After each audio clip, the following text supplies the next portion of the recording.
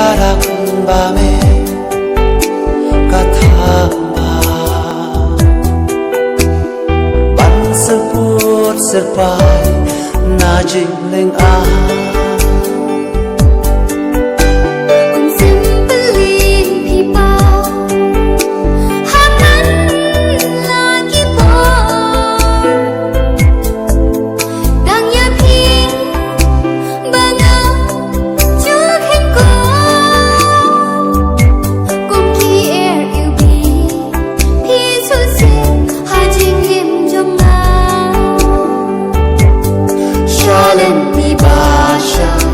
Bagi baru cerita ku uslam baca rasa hidreng hajing terkam trong kamar yang